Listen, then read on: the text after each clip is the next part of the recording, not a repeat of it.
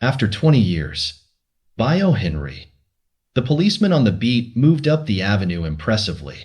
The impressiveness was habitual and not for show, for spectators were few. The time was barely 10 o'clock at night, but chilly gusts of wind with a taste of rain in them had well-nigh depeopled the streets.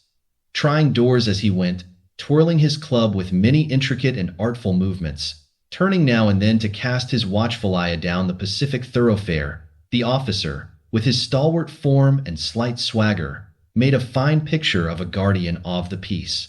The vicinity was one that kept early hours. Now and then you might see the lights of a cigar store or of an all-night lunch counter, but the majority of the doors belonged to business places that had long since been closed. When about midway of a certain block, the policeman suddenly slowed his walk. In the doorway of a darkened hardware store a man leaned, with an unlighted cigar in his mouth. As the policeman walked up to him, the man spoke up quickly. "It's all right, officer," he said, reassuringly.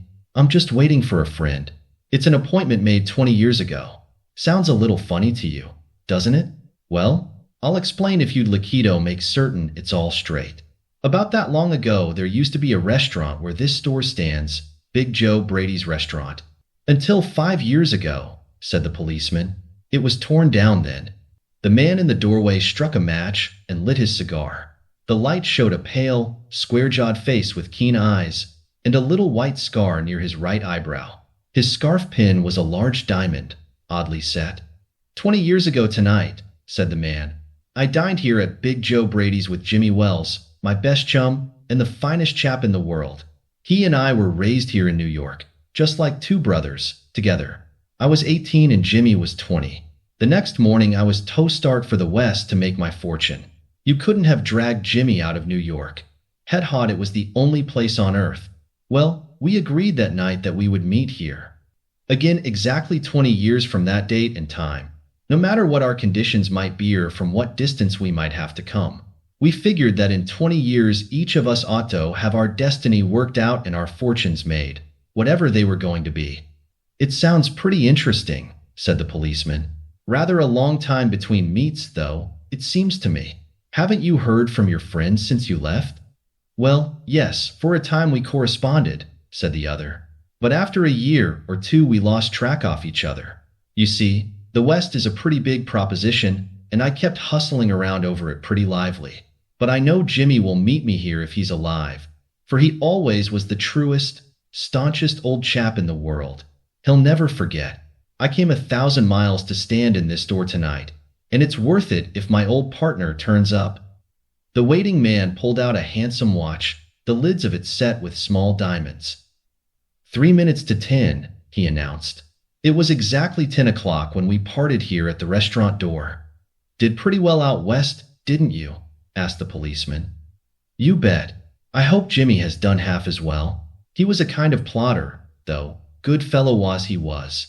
I've had to compete with some of the sharpest what's going to get my pile. A man gets in a groove in New York. It takes the West to put a razor edge on him." The policeman twirled his club and took a step or two. "I'll be on my way. Hope your friend comes around all right. Going to call time on him sharp?" "I should say not," said the other. "I'll give him half an hour at least. If Jimmy is alive on earth, will be here by that time. So long, officer."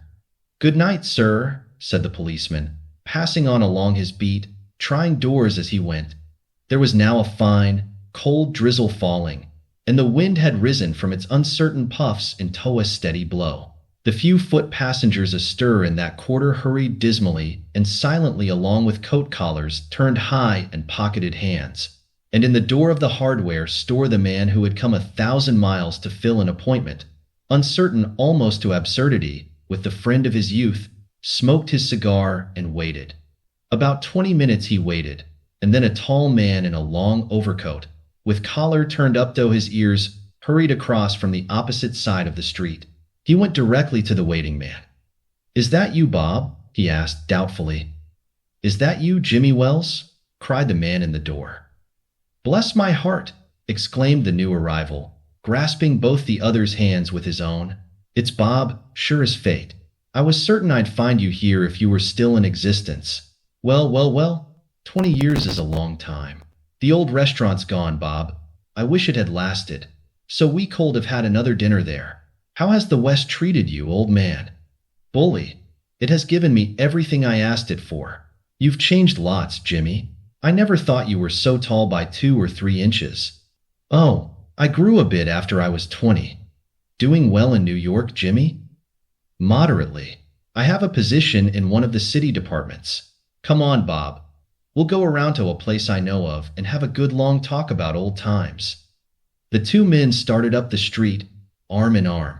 The man from the West, his egotism enlarged by success, was beginning to outline the history of his career.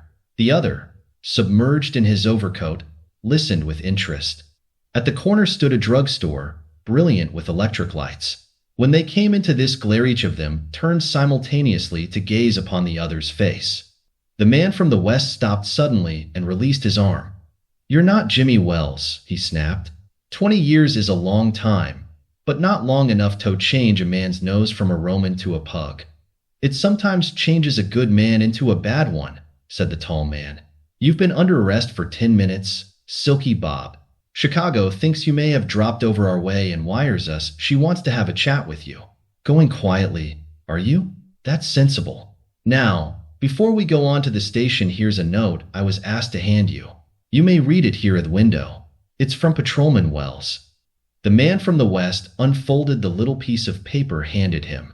His hand was steady when he began to read, but it trembled a little by the time he had finished. The note was rather short. Bob, I was at the appointed place on time. When you struck the match to light your cigar, I saw it was the face of the man wanted in Chicago. Somehow I couldn't do it myself, so I went around and got a plainclothesman to do the job. Jimmy, the end of the story. Thank you very much for listening to After 20 Years by O.Henry. Please subscribe Kinchan channel if you are interested in literature in general, including worldwide famous stories, Japanese ghost stories, Japanese strange stories, and Japanese poetry. Thank you again. So long, everybody.